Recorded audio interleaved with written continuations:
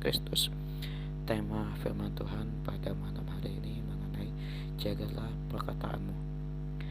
Baik saudara, sahabat yang dikasihi kemuliaan Tuhan, salam sehat dan perkataan kita dipenuhi oleh hikmat, kebijaksanaan dan kasih karunia dari Tuhan untuk kita. Baik saudara-saudara, ada pepatah pada zaman dulu yang berkata, mulutmu adalah harimaumu. Yang dimaksudkan dari pepatah ini mengenai keselamatan dan harga diri kita tergantung pada perkataan kita sendiri. Ternyata sangat besar peranan perkataan dalam kehidupan kita. Kalau perkataan kita dapat dipegang, maka kita akan menjadi orang yang dapat dipercaya. Kalau perkataan kita tidak dapat dipegang, maka kita akan menjadi orang yang tidak dapat dipercaya, alias kita dicueki dan tidak lagi dipercaya, dan kita dianggap adalah orang pembohong karena kita tidak bisa menjaga perkataan kita. Tetapi sesungguhnya kita harus senang dengan kita harus sorak. Karena kenapa? Karena kekuatan dari perkataan ternyata sangat luar biasa. Karena itu kita perlu berhati-hati dengan ucapan kita. Apalagi kita sebagai anak-anak Tuhan harus bisa menjadi berkat, kesaksian dalam perkataan kita. Dan jangan kita menjadi anak-anak Tuhan yang kasar dalam perkataan, tingkah laku, dan omongan pribadi kita tidak seperti kasih Yesus. Itu menjadi kejatuhan dosa kita, dan kita tidak dapat penebusan dosa kita melalui Yesus Kristus. Demikianlah pendahuluan firman Tuhan pada malam hari ini. Ayat Alkitab tertulis dari kitab 1 Timotius pasal 4 ayat 12b. Begini firman Tuhan dikatakan, jadilah teladan bagi orang-orang percaya dalam perkataanmu, dalam tingkah lakumu, dalam kasihmu, dalam kesetiaanmu, dan dalam kesucianmu. Demikianlah firman Tuhan. Sahabat, saudara yang dikasihi Tuhan Yesus, kita perlu menjaga sikap, tingkah laku, dan perbuatan kita. Kenapa? Karena kita sebagai anak-anak Tuhan perlu namanya perbuatan kebaikan dalam hidup kita. Kalau kita sendiri tidak bisa menjaga sikap, tingkah laku, dan perbuatan kebaikan itu kita tidak jalankan, maka orang yang dekat kita pun tidak percaya bahwa kita itu adalah anak-anak Tuhan. Tetapi mereka menganggap bahwa kita sama dengan mereka. Tetapi sesungguhnya jangan lupa, setiap perkataan kita, tingkah laku kita, perbuatan kita ada namanya bahaya atau ancaman bagi kita lewat mulut kita yang tidak pernah dijaga oleh kehidupan kita sendiri.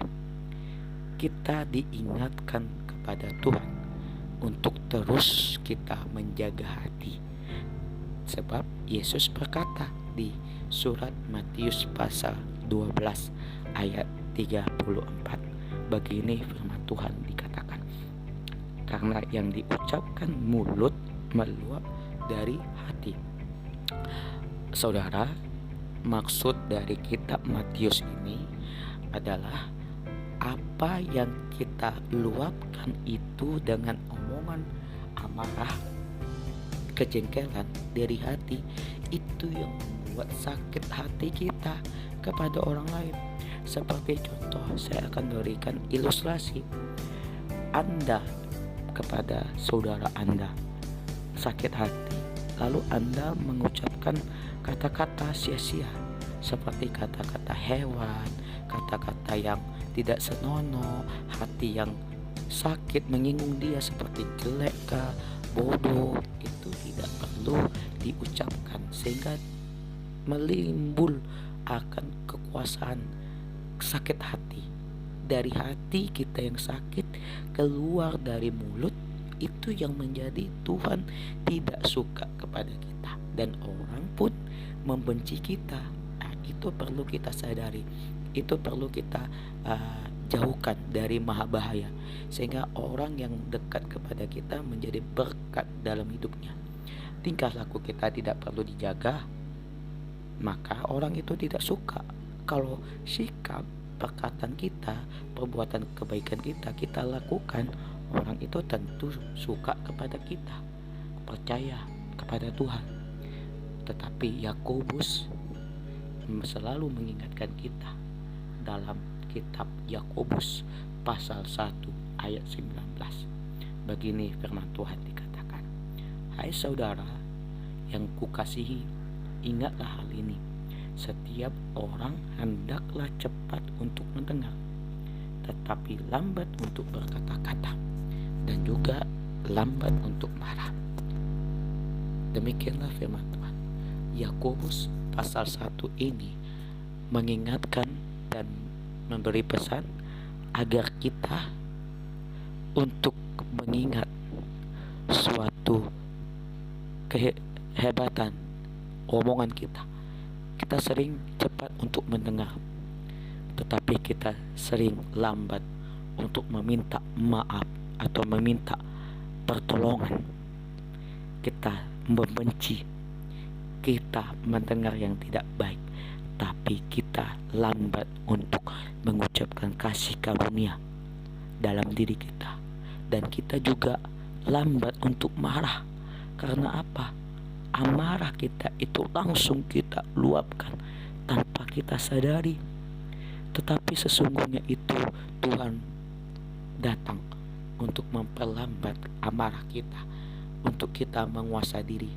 Pertanyaan Alkitab bagi saudara, kenapa Tuhan melarang kita untuk marah? Pasti ada tujuan baik kepada Tuhan untuk kita. Karena kita sebagai anak-anak Tuhan, kita perlu namanya penguasaan diri. Kita perlu namanya kesabaran. Seperti contoh, jika kalau ada orang yang marah, ada orang yang sakit hati, kita tidak perlu membalas. Tetapi satu kata, iya, itu sudah cukup. Karena apa? Karena kita perlu namanya penguasaan diri. Kita sesungguhnya sering baca kitab Galatia pasal 5 ayat 22 sampai 23, tetapi sesungguhnya kita tidak melakukan atau kita tidak mengikuti perintah di dalam kitab Galatia pasal 5 ayat 22 sampai 23. Tetapi Tuhan Yesus sendiri mengingatkan kita mengenai pentingnya menjaga perkataan. Tetapi aku berkata, kata Yesus kepada kita sebagai manusia di dalam surat Matius pasal 12 ayat 36 sampai 37. Begini firman Tuhan dikatakan, setiap kata sia-sia yang diucapkan orang harus dipertanggungjawabkannya pada hari penghakiman. Karena menurut ucapanmu engkau akan dibenarkan, dan menurut ucapanmu pula engkau akan dihukum. Karena kata Tuhan, jika kalau kamu mengeluarkan kata-kata sia-sia itu, kamu harus mempertanggungjawabkan semua pada akhir kamu meninggal. Maksudnya apa? Apa yang kamu ucapkan dari amarah kamu, kamu harus siap dihakimkan oleh Tuhan, harus siap untuk dihadapkan di penghakiman terakhir, di mana?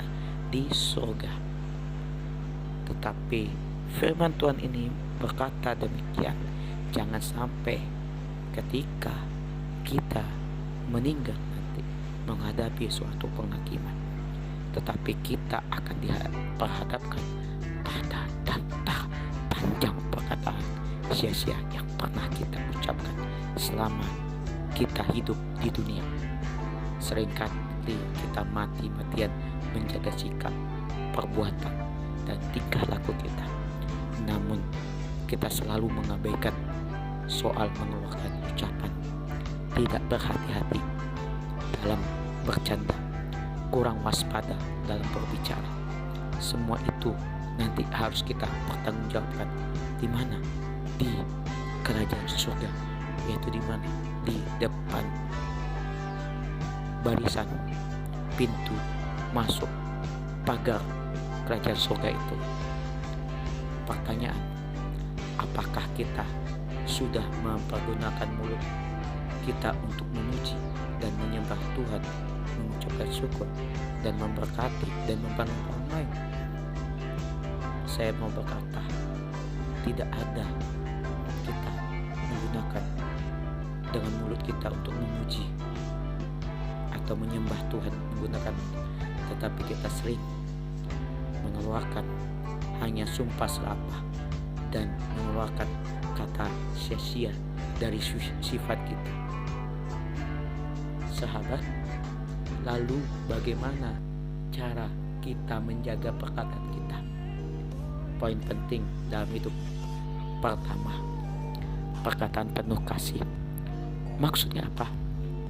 Suatu perkataan yang penuh dengan keramahan dan didasari oleh kasih setelah terlebih dahulu dipertimbangkan dengan matang, sehingga orang lain yang mendengarnya dibangun, dikuatkan, dihibur, serta didorong ke arah yang positif. Di dalam kitab Efesus pasal 4 ayat 29, begini firman Tuhan dikatakan, janganlah ada perkataan keluar dari mulutmu, tetapi pakailah perkataan yang baik untuk membangun, di mana perlu, supaya mereka yang mendengar beroleh kasih karunia. Maksud dari kitab Efesus pasal 4 ayat 29, maksudnya adalah janganlah ada perkataan kotor keluar dari mulutmu. Artinya adalah apa? Kita tidak perlu mengeluarkan kata-kata hewan dari mulut kita, tetapi kita harus menggunakan mulut kita dengan perkataan yang baik untuk motivasi, untuk membangun, untuk menolong, agar orang yang mendengar ucapan kita itu dia mendapat iman, mendapat kasih, keselamatan, dan iman dia bangkit di dalam Yesus untuk penyembahan Yesus. Saya katakan haleluya dalam hidup kita. Kedua, perkataan yang menyampaikan firman Tuhan. Maksudnya apa, kakak? Begini, nasihat Rasul Paulus di kitab 1 Petrus pasal 4 ayat 11a. Begini firman Tuhan dikatakan, jika ada orang yang berbicara, baiklah ia berbicara sebagai orang yang menyampaikan firman Allah. Demikianlah firman Tuhan. Maksudnya adalah perkataan kita hendaknya sesuai dengan firman Tuhan, bermuatan kesaksian dan nasihat, sehingga orang yang mendengar diberkati. Jangan ada perkataan kita itu tidak sesuai dengan firman Tuhan. Karena apa? Karena itu bermuat akan kesakitan dan tidak ada nasihat untuk membangun diri orang lain. Ingat sahabat, mulut kita itu letaknya sama, namun dari mulut yang sama bisa keluar keduanya, baik berkat maupun buruk. Tertulis dalam kitab Yakobus pasal 3 ayat 10. Sahabat, saudara, ini yang harus kita cermati dengan baik, agar segala ibadah kita jangan menjadi sia-sia dan jangan menjadi tidak diberkati Tuhan dalam hidup kita. Tuhan memberkati sahabat dan keluarga. Tuhan selalu punya cara untuk menolong saudara, agar dari mulut saudara selalu keluar berkat dan membangun iman seseorang. Demikianlah firman Tuhan. Mari kita tutup dengan doa. Terima kasih Tuhan atas firman-Mu yang Kau sampaikan, Engkau berikan kepada hamba-Mu. Kiranya firman yang hambamu sampaikan mengenai jagalah perkataanmu. Biarlah saudara kami, sahabat kami diberkati dari firman ini, agar mereka berubah dalam perkataan mereka, tidak ada menyakitkan perasaan orang lain maupun membuat hati orang tersinggung, tetapi ingatkan kami sebagai anak-anak Kristus untuk membangun iman, keselamatan, pertolongan hanya melalui mulut kami semuanya, dan perkataan kita diberkati oleh Tuhan. Terima kasih Tuhan. Bentar lagi kami mau tidur, berkatilah kami, dan besok pagi Engkau bangunkan kami di dalam kemuliaan nama-Mu Yesus Kristus. Haleluya, amin.